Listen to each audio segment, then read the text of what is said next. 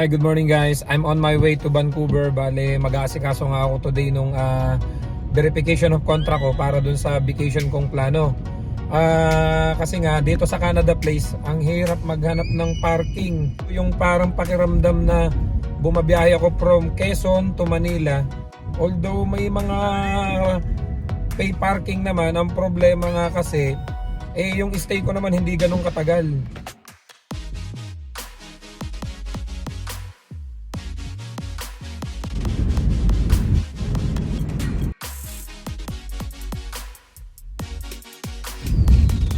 Darating ko lang.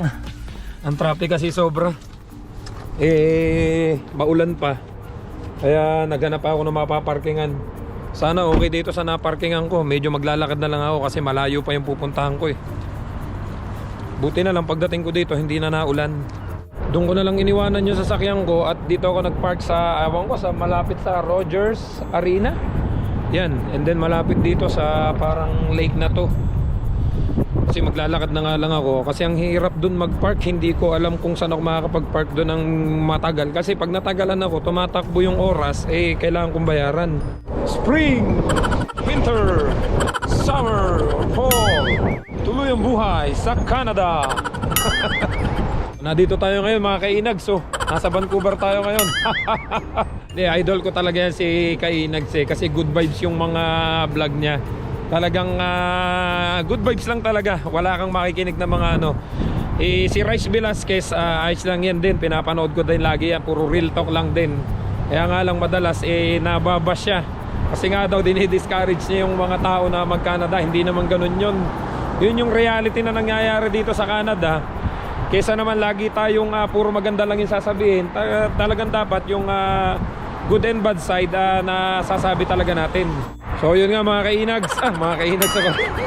Nalimutan ko ng pindutin to kasi matagal na akong hindi nakakabiyahe ng city. Kasi pag tatawid ka dito, talagang pipindutin mo pa yung button para makatawid ka. Hindi kagaya nung lagi na lang ako na doon sa amin, di ako nakakalabas. Ang ganda naman dito guys, tingnan nyo. Yung buong building na pader, pininturahan nila. Ang dami nagpipicture kanina dito. Sa tuwing mamamasyal ako dito, hindi ko maiwasan na magpicture-picture or kumuha ng mga ilang shots dun sa mga paligid. Na-amaze pa rin ako kasi ang ganda ng mga nakita kong design, yung mga ganitong graffiti sa mga pader na binandalize nila. And then kung napansin nyo yun guys, ayun pati yung buong pader na yun pininturahan din nila. Mga pader nila na nakabandalize.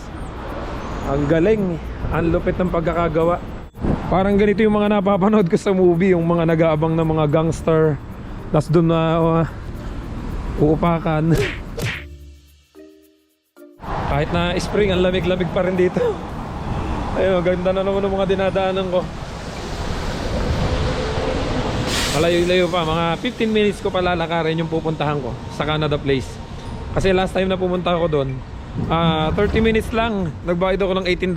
So kulang-kulang 700 pesos na rin yun. Ang hihinayang din naman ako sa kuripot kong to. Kaya ang ginawa ko, naghanap na lang ako ng lugar na pwedeng parkingan kahit na maglakad ako ng mga 30 minutes. So at least wala akong babayaran. And then ito, naglalakad na nga ako. Kung napansin nyo, ang ganda ng lugar.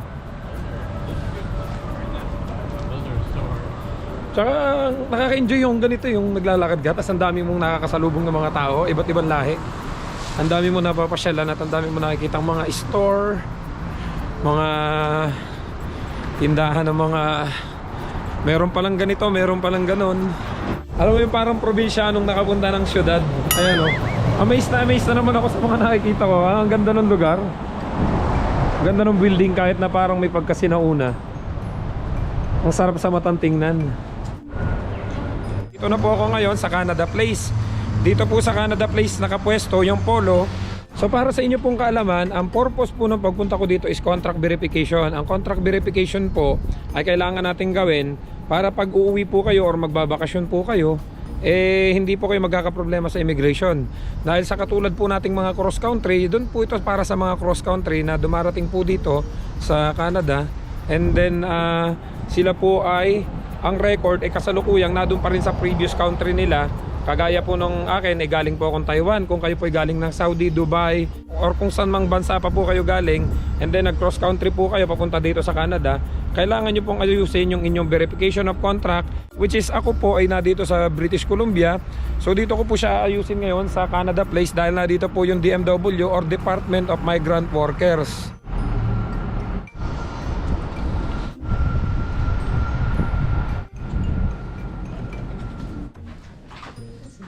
So napakadali lang guys mag-ayos, walang ka-hassle-hassle, napaka-approachable lahat ng tao dito sa Vancouver. Yung pag-aayos ko ng OWA, talagang napakabilis lang. Napakabilis lang. Yung may babayaran nga palang 32 para sa renew ng OWA at 11.50 para sa contract verification. And then kailangan is cash lang po. Hindi sila napayag ng debit or credit card.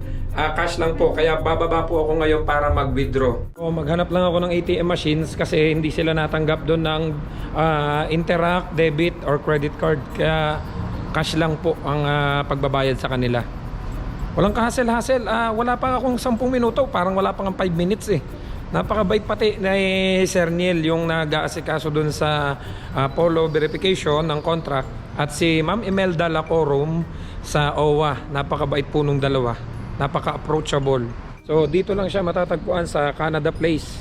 Dito lang yung pinakang sa katabing building. Makikita nyo na kagad to. And then ito yung pinakang landmark niya. Makikita nyo itong mga naglalakihang building. And then makikita nyo yung seaside. And then klinaro ko na nga pala sa kanila guys kasi maraming nagtatanong dun sa akin na bakit daw ang nakalagay nung dumating ako dito is working visa. And then nung nadito na po ako dahil nga po may expired yung aking visa at uuwi ako, nung nag-renew po ako dito, ang nakalagay na po is a visitor's visa na multiple visa. Ngayon, yung iba po kasi medyo nako-confuse bakit daw nakalagay visitor's visa gayo ako ay nagtatrabaho na o working permit na. Naiklaro ko na rin po sa kanila yon. Ang sagot po nila sa akin, sir, lahat po ng dumarating dito from Philippines or other country is working visa. Pero pag nadito na daw po kayo sa inside Canada at nag-renew kayo dahil may plano kayo magbakasyon, talagang itinatatak na daw po nila is visitor's visa.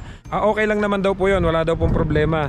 Dahil ang mahalaga lang ay maka-entry ka ng Canada. So natapos ko na lahat yung dapat kong asikasuhin dito sa DMW or sa Polo Vancouver. Mamaya i-discuss ko sa inyo pag uwi. Mamamasyal-masyal muna ako para ma-enjoy ko naman dito sa Vancouver. Ito yung mga kailangan kong i-provide para sa ipipresent ko to doon sa POA sa Pilipinas pag babakasyon ko. Dito po sila nakapwesto sa 6th floor, 601. Yung mag-aasikaso po ng mga OWA. Ganda naman dito dahil spring pa. Ayun, nagkalat pa yung mga cherry blossom doon sa mga dinadaanan ko. Kaya medyo malamig pa rin. Yung jacket ko parang hindi pa rin sapat. Pinitiis ko na lang.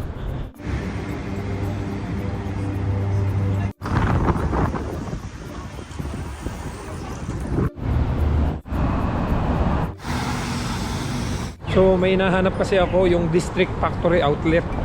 Kanina ko pa siya hinahanap kasi doon ako bibili ng ilang mga gamit na pwede kong mabili pampasalubong.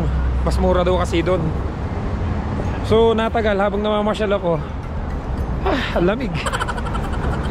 Na-enjoy ko na masyado tong Vancouver. Alam mo yung napakaraming taong namamasyal at saka mga naglalakad-lakad. So yung feeling na parang kang nasa Manila. Ang kagandahan lang malamig. Ayun, nakita ko na yung District Factory Outlet. Ito kasi yung sinasabi nila na bilihan ng mga murang damit at mga keychain, mga pampasalubong pag uwi ka ng Pilipinas. Yung kung nakita nyo, t-shirts is 5 for 20. District Factory Outlet. Dito siya matatagpuan sa may Vancouver. Ito yung landmark niya. May katapat na Scotiabank dito. And then steakhouse and cocktail bar. At dito siya sa may Dunsmuir Street, corner Seymour Street.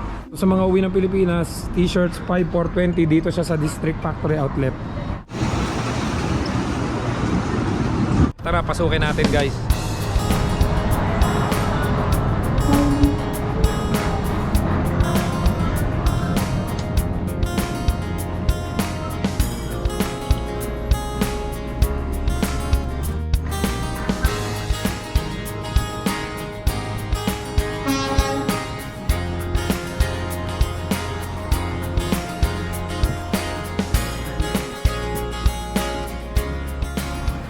napakarami dito mga souvenir item pang pasalubong pag uwi ka ng Pilipinas. Kagaya nitong mga keychain na to.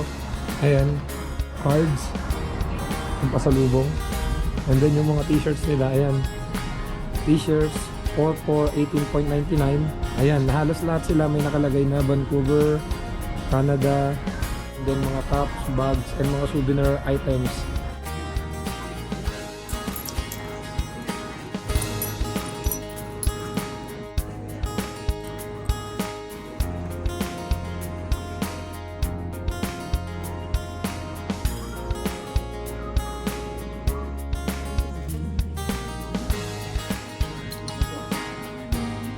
Tagayan.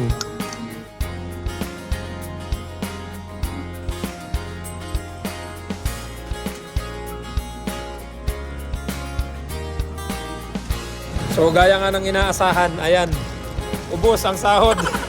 Pinamili ko na.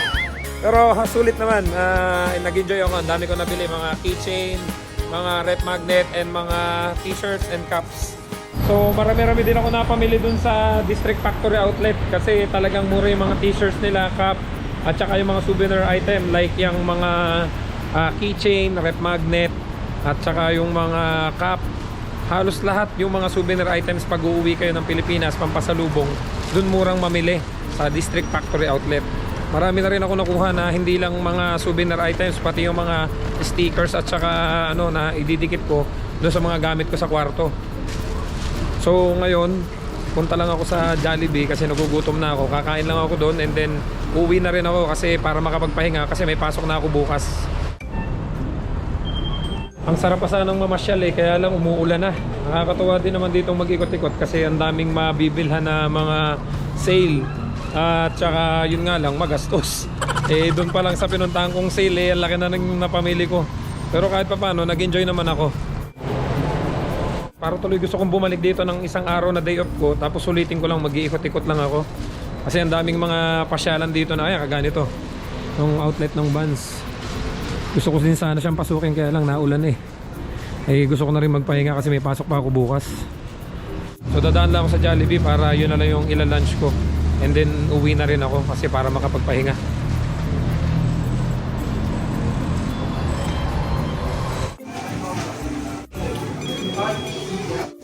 With one side only, yung kanin. Kumain lang ako dito sa Jollibee dahil na nagutom ako, tanghali na rin dito. Inabot na nga ng alas 2 bago ako nakapagtanghalian. And then magdadrive pa ako. Medyo lowbat na rin yung cellphone ko kaya lalakad na ako dun sa sasakyan ko. Sa sobrang layo ng pinarkikan ko, 25 minutes pa kasi yung nilakad ko. Inabot na ng lowbat yung phone ko, hindi ko pa makita yung sasakyan ko kung saan ko na-i-park. Hindi naman ako palagi napunta dito sa Vancouver kaya hindi pa ako masyado matuto. So next time siguro pag-aaralan ko na. So ito yung sasakyan natin, dito ko na pinark sa likod. Dito kasi ako nagpark sa Enso Event Center. Dito madalas ginaganap yung mga concert ng Sponge Cola, ng Kamikasi. Dito lahat siya ginagawa. Oh, nadun pa naman yung sasakyan natin. Akala ko nawala na. Malayo yung pinagpark ko dito talaga sa likod ng Enso Event Center. So nandito na ako guys. Usap na lang tayo pag uwi ko. Gusto ko na rin magpahinga. Salamat, makakauwi na rin.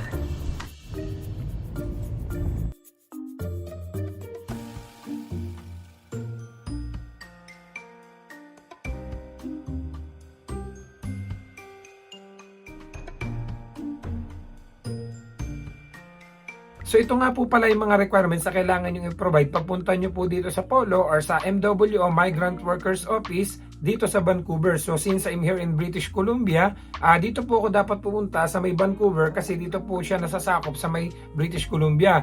So when I tried to check naman po sa Google, ang nalabas po is Vancouver and Toronto. So kung nandito po kayo sa Canada at kung sa ibang province naman po kayo, i-try nyo na lang pong i-check kung saan po kayo pinakang pwedeng lumapit kasi hindi ko din po alam doon sa iba pong province. So dito lang po siya sa British Columbia sa may Canada Place. Ito po yung pinakang malapit sa akin kaya dito po ako pumunta. So ito po ipapakita ko sa inyo kung ano po yung mga requirements na kailangan nating i-provide. So ito po makikita nyo po dito sa screen ang nakalagay po diyan by category. Sa category number 1, description, workers registered with the DMW POEA and vacationing for the first time in the Philippines and are returning to the same employer and same job site. And B, workers registered with the DMW POEA and renewing an existing employment contract. So po yun sa category 1. Sa category 2 naman po, workers registered with the DMW POEA and returning to the same employer but in different country. So tayo po, since I'm cross country po, kagaya po ng mga ibang kasabayan natin at yung mga kasamahan po natin na from Taiwan na dumadating po dito and from other country na rin po na dumadating po dito, ito po yung para sa atin. Sa category number 3 po tayo. Ito po yung requirement sa category number 3. Workers who are not registered with the DMW POEA. Workers who changed employers in Canada. And then ito po sa letter C.